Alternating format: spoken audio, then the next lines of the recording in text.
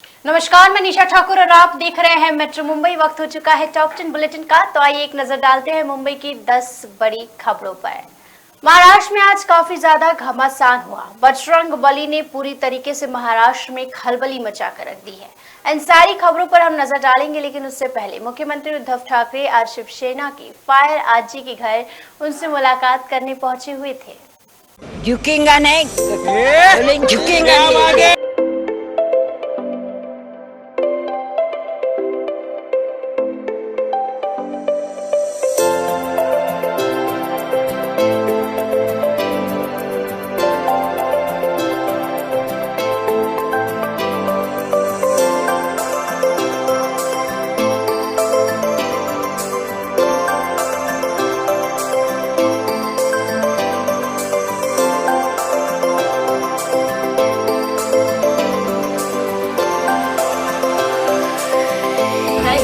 हे बघावं आल्यापासून तुमच्या घराला एक आवडे करते म्हणजे आम्हाला कोण माहीत नाही, पण एवढ्या माझ्या घराला पाय लागले नाही ते भाग्य समजतो मी. बस मोठं गिफ्ट भेटलं मला आणि माझ्या नातवांना मी चांगलं आनंद झाला. मी आमची आजी असली तरी माधुरी मनालीच्या युवा कार्यकर्ते. महाराष्ट्र में हनुमान चालीसा विवाद को लेकर घमासान मचा हुआ है। इस बीच महाराष्ट्र के मुख्यमंत्री और शिवसेना प्रमुख उद्धव ठाकरे मुंबई के परेल इलाके में पहुंचे। वहां सीएम उद्धव ने शिवसेना की 80 साल की महिला कार्यकर्ता के घर उनसे मुलाकात की। इस बुजुर्ग महिला का नाम चंद्रभागा शिंदे है, जो बीते 2 दिनों से चर्चा में है। दरअसल राणा दंपति ने मातोश्री के बाहर हनुमान चालीसा पढ़ने की चेतावनी दी थी। इसके जवाब में शिवसैनिक भी मातोश्री के बाहर पहले से मौजूद थे। इन्हीं कार्यकर्ता में शामिल चंद्रभागा शिंदे ने मीडिया के कैमरे पर फिल्मी स्टाइल में कहा था, झुकेंगे नहीं, झुकेगा नहीं, झुकेगा नहीं। जानकारी के मुताबिक रविवार को महाराष्ट्र सीएम उद्धव ठाकरे का अचानक से मुंबई के परेल इलाके में जाने का कार्यक्रम बना। इस बीच सभी चर्चा करते हुए मुख्यमंत्री कहा जा रहे हैं। परेल पहुंचकर उद्धव ठाकरे 80 साल की बुजुर्ग महिला चंद्रभागा शिंदे के घर पहुंचे। वहां उन्होंने महिला की तबीयत के बारे में पूछा। चंद्रभागा शिंदे ने मुख्यमंत्री उद्धव ठाकरे से घर की मांग की है और मुख्यमंत्री उद्धव ठाकरे ने आश्वासन भी दिया है। मुख्यमंत्री उद्धव ठाकरे ने मीडिया से बात करते हुए कहा कि बाला साहेब के शिवसैनिक झुकेंगे नहीं। हे बाळासाहेबांनी शिवसैनिक जे तयार केलेत ना, ते झुकने वाले शिवसैनिक नाहीये। नवनीत राणा और उनके पति रवि राणा को 6 मई तक के लिए न्यायिक हिरासत में भेज दिया गया है। साथ ही राजद्रोह का भी मामला लगाया गया है।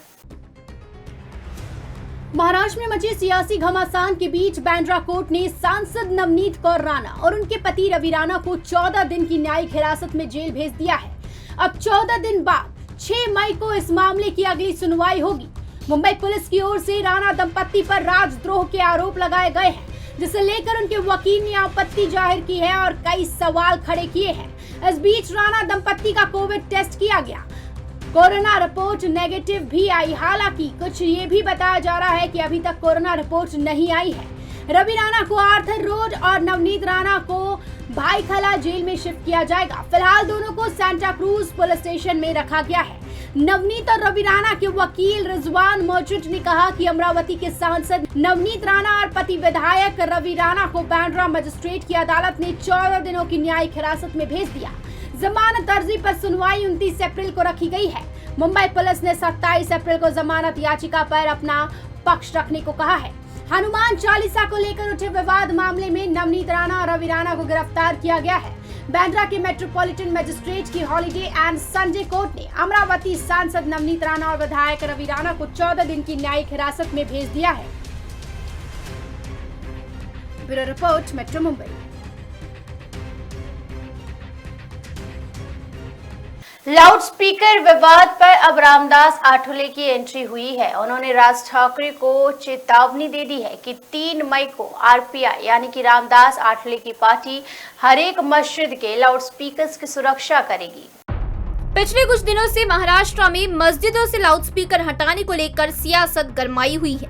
वहीं मनसे अध्यक्ष राज ठाकरे ने 3 मई तक राज्य की सभी मस्जिदों से लाउड स्पीकर हटाने का अल्टीमेटम दिया। इस विवाद में अब केंद्रीय मंत्री रामदास आठवले की भी एंट्री हो चुकी है। रामदास आठवले ने कहा कि 3 मई को आरपीआई कार्यकर्ता राज्य भर की मस्जिदों के सामने मस्जिदों के लाउडस्पीकर की रक्षा के लिए तैनात रहेंगे। रामदास आठवले ने राज ठाकरे की भूमिका की तीखी आलोचना की।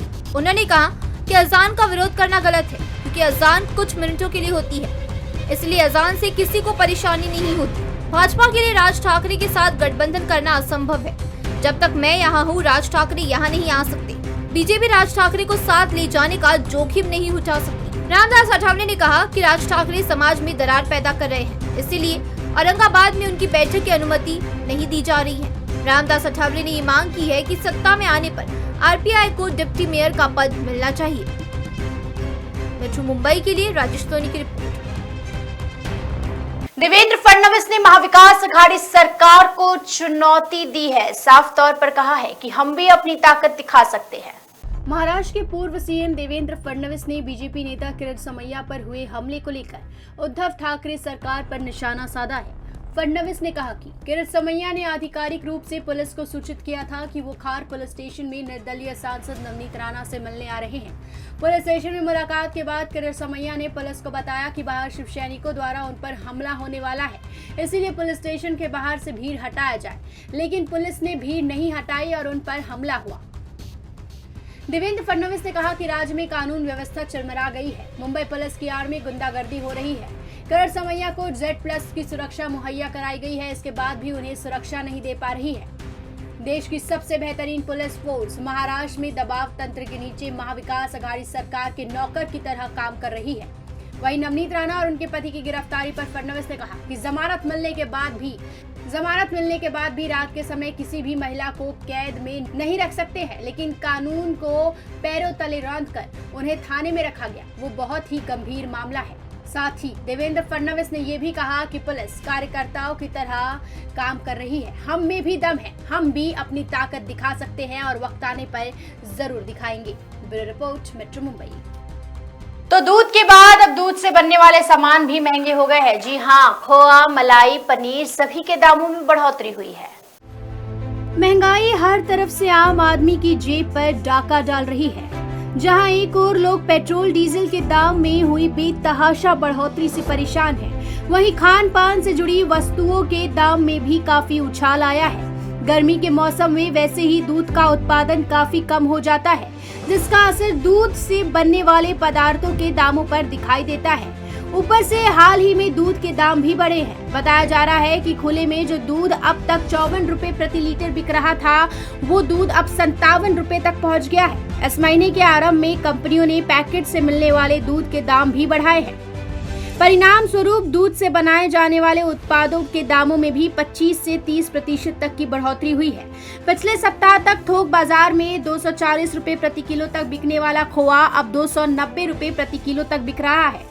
300 रुपए प्रति किलो बिकने वाला पनीर अब 340 रुपए प्रति किलो बिक रहा है। 400 रुपए प्रति किलो बिकने वाला सादा पेड़ा 440 रुपए तक पहुंच चुका है। शादी ब्याह के मौसम में पनीर, खोआ आदि की मांग काफी बढ़ जाती है। मांग के अनुरूप आवक और उत्पादन नहीं हो रहा है, जिससे अब दूध से बनने वाले पदार्थों के दाम बढ़ गए हैं।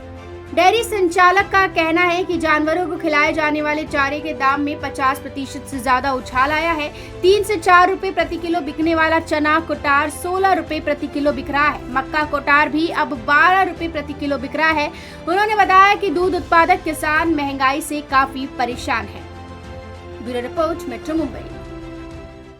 तो स्कूल बस पर अब आरटीओ कार्रवाई करेगी। जरूरत से ज्यादा बच्चे भरना, बिना लाइसेंस के गाड़ी चलाना, बिना परमिट के स्कूल बस चलाना अब बंद कर दीजिए।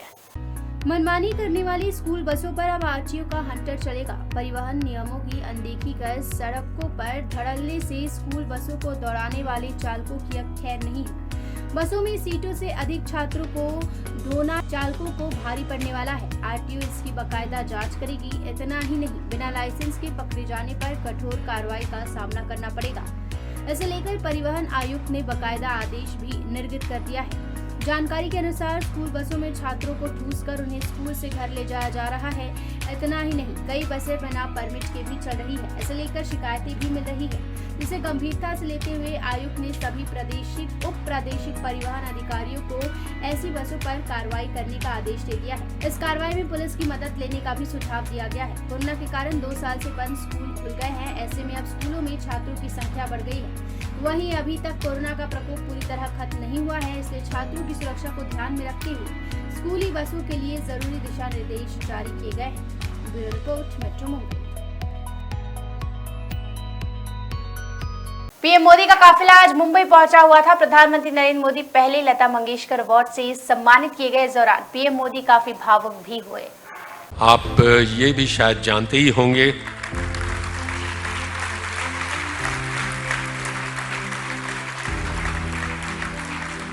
कि औपचारिक अभिवादन के अलावा हमारे प्रधानमंत्री कोई पुरस्कार स्वीकार नहीं करते, लेकिन सारे देश की दीदी भारत रत्न लता मंगेशकर के लिए उन्होंने ये अपवाद स्वीकारा है।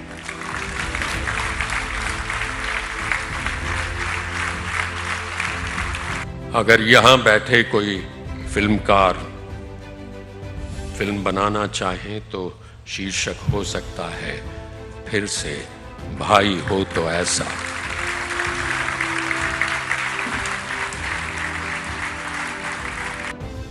सुर कोकिला लता मंगेशकर के पिता मास्टर दीनानाथ मंगेशकर की 80वीं पुण्यतिथि पर प्रधानमंत्री नरेंद्र मोदी ने रविवार को मुंबई में लता दीनानाथ मंगेशकर अवार्ड आयोजन में हिस्सा लिया।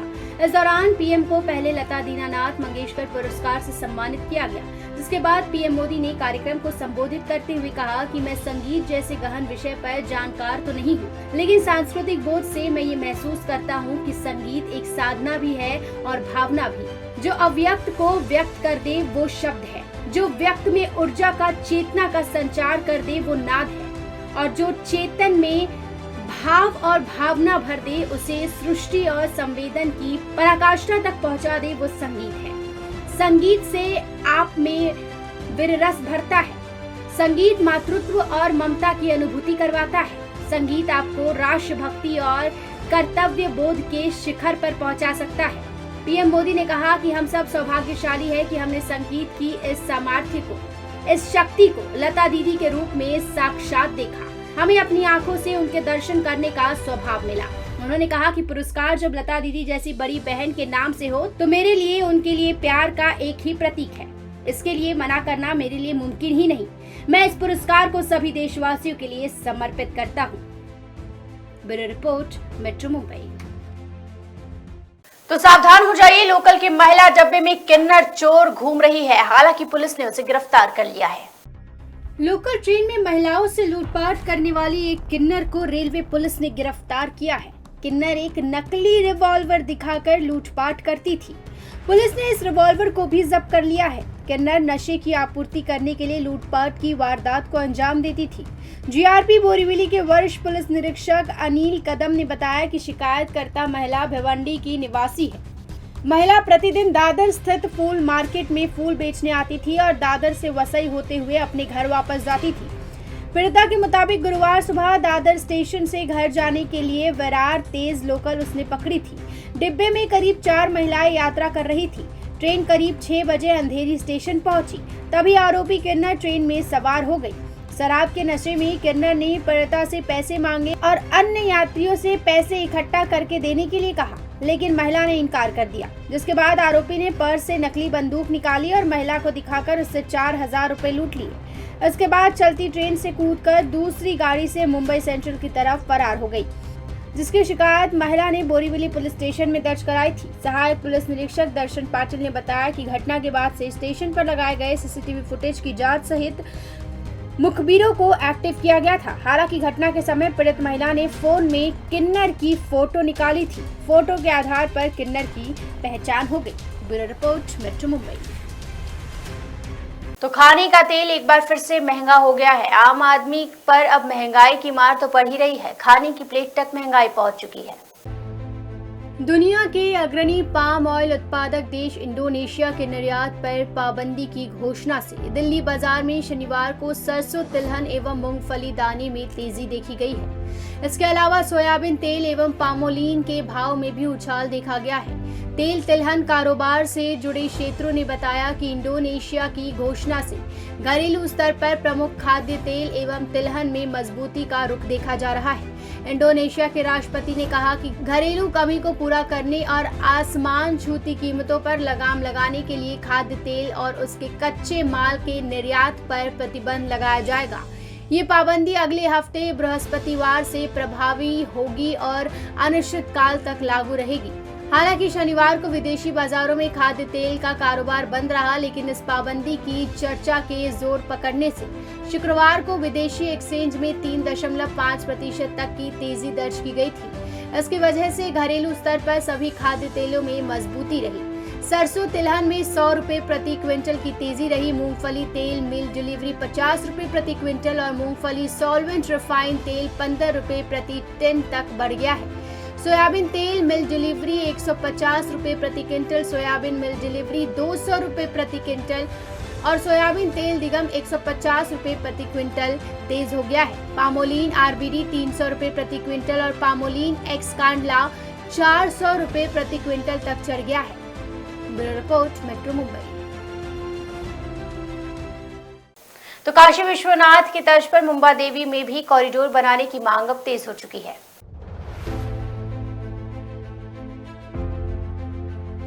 उत्तर प्रदेश के ऐतिहासिक और पौराणिक धर्मस्थल काशी विश्वनाथ की तर्ज पर मुंबई की कुल देवी मुंबा देवी में कॉरिडोर बनाने की मांग जोर पकड़ने लगी है। एक दिन पूर्व भाजपा उत्तर भारतीय मोर्चा के प्रदेश उपाध्यक्ष अर्जुन गुप्ता ने ये मांग की थी। अब मुंबई के श्रद्धालुओं और प्रकांड विद्वान ने भी मांग की है कि मुंबा देवी के परिसर को काशी की तर्ज पर विकसित करना चाहिए। जाहिर है मुंबा देवी का दर्शन करने के लिए देश के कोने कोने से श्रद्धालु आते हैं। ऐसी मान्यता है कि सच्ची मन से देवी के दर्शन और पूजन करने से मां भक्तों की मुरादें पूरी करती है। देवी मुंबईकरों के कष्टों का निवारण करती है। मुंबा देवी का इतिहास बहुत पुराना है। करीब 400 साल पुराने इस मंदिर को मुंबई के कोली समाज के लोगों ने स्थापित किया था। मुंबई के कुल निवासी कोली समाज के लोगों का कहना है कि देवी उनकी सभी कष्टों से सुरक्षा करती है। Bureau report, metro Mumbai. ये थी मुंबई की 10 बड़ी खबरें और आप देख रहे थे टॉप 10 बुलेटिन। रोज रात मेरे साथ देखिए मुंबई की टॉप 10 बुलेटिन सिर्फ मेट्रो मुंबई पर। धन्यवाद।